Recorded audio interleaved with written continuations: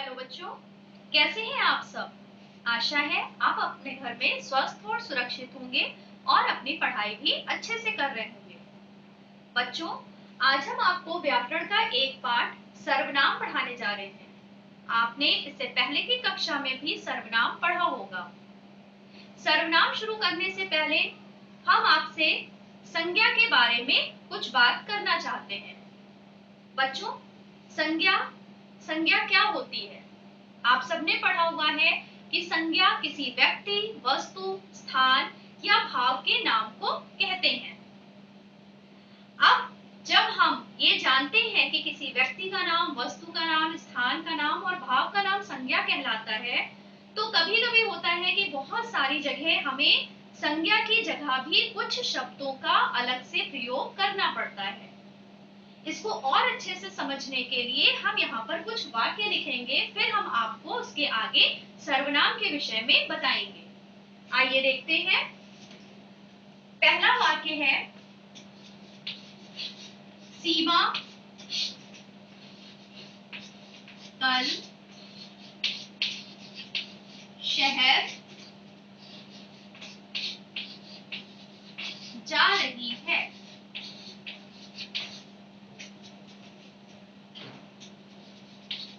दूसरा सेंटेंस है, सीमा ने अपना सामान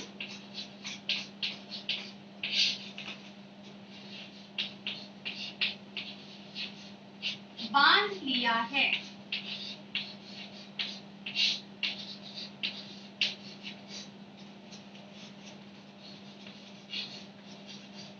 सीमा अपनी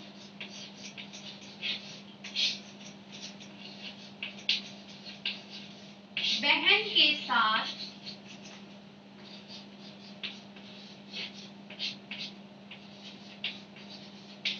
शहर जाएगी।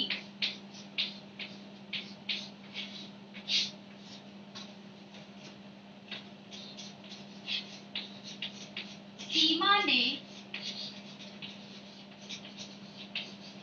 शहर के बारे में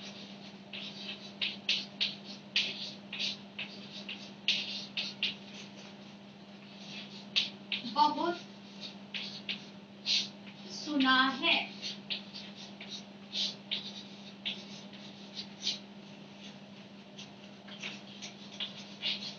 सीमा का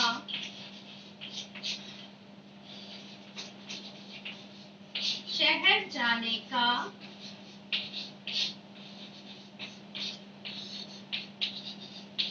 बहुत मन था। बच्चों, यहाँ पर आप देख रहे हैं कि यहाँ पर मैंने 5 वाक्य लिखे हैं, ठीक है। अब इन 5 वाक्यों में आपने एक चीज नोटिस की होगी कि इसमें क्या चीज कॉमन है जो हर एक लाइन में आई है। देखिए, इसमें सीमा, सीमा, सीमा, सीमा, सीमा, ये 5 बार आया है। इसी तरह से शहर शब्द भी ऊपर की लाइन के अलावा यहाँ पर भी आया है, यहाँ भी आया है और यहाँ भी आया है। अब आप सब जानते हैं कि हमने आपको जैसा कि शुरुआत में बताया कि संज्ञा क्या होती है। संज्ञा किसी व्यक्ति का नाम, वस्तु का नाम या स्थान का नाम होता है, ठीक है। लेकिन जब आप इन वाक्यों को पढ़ रहे हैं तो आपको ये वाक्य पढ़ने में कुछ अटपटे नहीं लग रहे हैं, कुछ अलग से बार बार एक ही नाम आ रहा है। तो पहली बात तो ये पढ़ने में अटपटे लग रहे हैं और ये सेंटेंस बहुत बड़े बड़े से लग रहे हैं, ये वाक्य जो है हमें बहुत बड़े बड़े से लग रहे हैं। तो इसके लिए हम क्या कर सकते हैं? इसके लिए हम क्या कर सकते हैं कि यहाँ पर जैसे सीमा है, हमें पता है कि बाकी के सेंटेंस में भी सीमा के बारे में बात हुई है, तो हम इनकी जगह कुछ दूसरे शब्दों का प्रयोग कर सकते हैं। चलिए आगे देखते हैं। इसमें सीमा कल शहर जा रही है। अब यहाँ पर आया है सीमा ने, अगर हम इसको कट कर दें और इसकी जगह लिख दें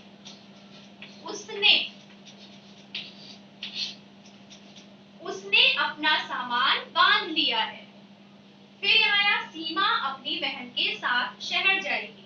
अब यहाँ वाला जो सीमा है इसकी जगह क्या शब्द आ सकता है? वह। वह अपनी बहन के साथ शहर जाएगी। सीमा ने शहर के बारे में, अब यहाँ पर एक देखिएगा आप, यहाँ पर शहर आया है, यहाँ पर भी शहर आया है, इसको भी हम चेंज कर सकते हैं। यहाँ पर क्या है? वह अपनी बहन के साथ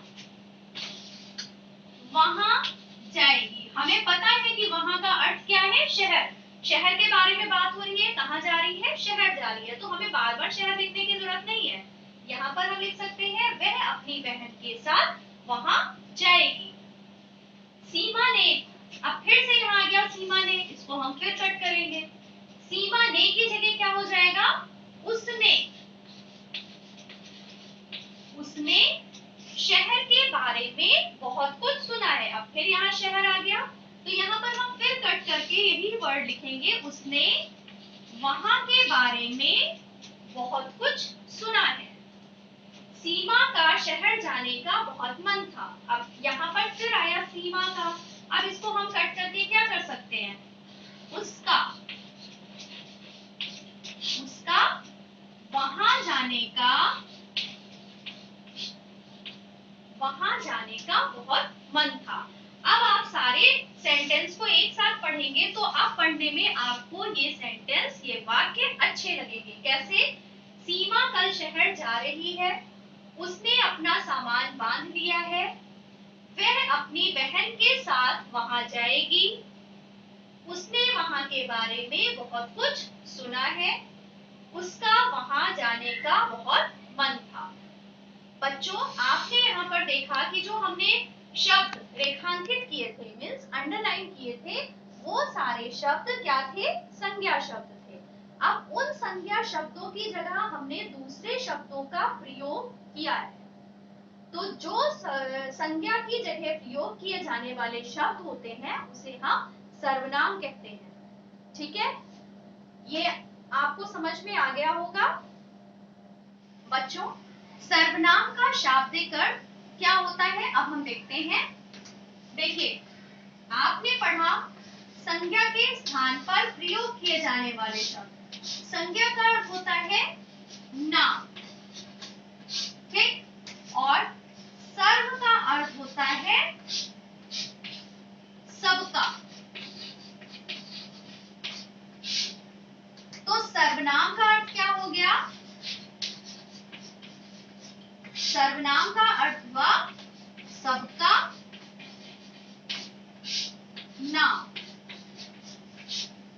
अब यहाँ पर हम इसकी परिभाषा लिख सकते हैं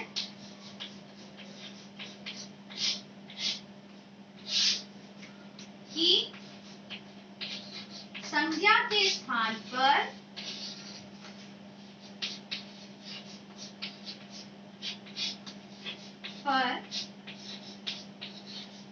प्रयोग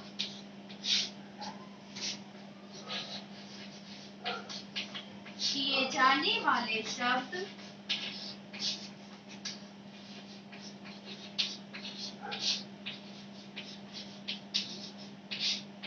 सर्वनाम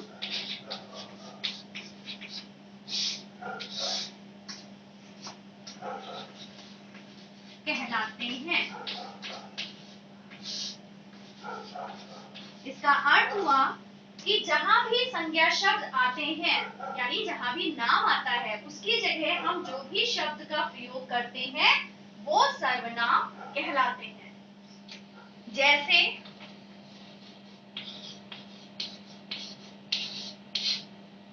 सर्वनाम शब्दों के उदाहरण हैं, जैसे मैं, तुम, वह, उसका, मेरा,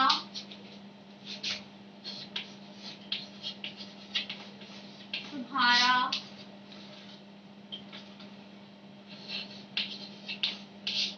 वहां,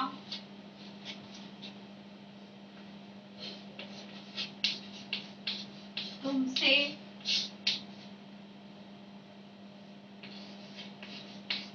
आदि।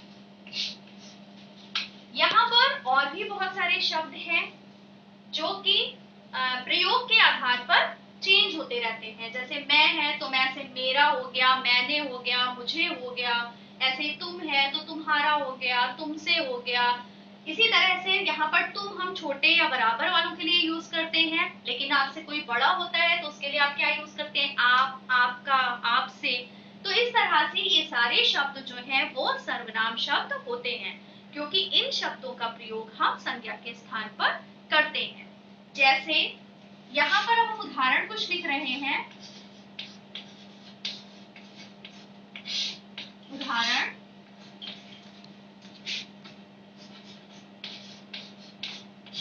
मेरा घर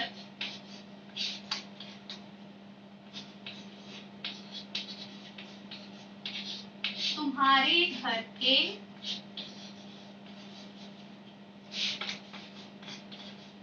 पास है। जैसे पहले वाक्य में आपने देखा मेरा घर तुम्हारे घर के पास है। इस वाक्य में मेरा और तुम्हारे दोनों शब्द जो हैं वो सर्वनाम शब्द हैं। इसी तरह से दूसरा, वह बाजार गया था। अब यहाँ पर जिसके बारे में बात हो रही है उसका नाम नहीं दिया गया है, यहाँ पर उसके नाम की जगह क्या शब्द यूज किया गया है? वह। तो वह शब्द जो है ये सर्वनाम शब्द है। नंबर 3, मुझे उसका पेन मिला। बच्चों यहाँ पर भी देखिए, यहाँ पर मुझे और उसका शब्द सर्वनाम शब्द है। तो इस तरह से हम आप कह सकते हैं कि जो शब्द संज्ञा के स्थान पर प्रयोग किए जाते हैं उन्हें हम सर्वनाम शब्द कहते हैं। बच्चों, आशा है कि आप लोगों को सर्वनाम समझ में आ गया होगा। एक बार हम फिर से दोहरा लेते हैं। सर्वनाम क्या होते हैं? जो शब्द हम संज्ञा के स्थान पर प्रयोग करते हैं उसे हम सर्वनाम कहते हैं। जैसे मैं, तुम, यह, वह, मेरा, तुम्हारा, इसका, उसका आदि। तो बच्चों, अब आप इसको घर में फिर से इसका अभ्यास करिएगा और अच्छे से समझ लीजिएगा। ठीक है? तो आप सब घर में अच्छे से पढ़ाई करिए, स्वस्थ रहिए, सुरक्षित रहिए। धन्यवाद।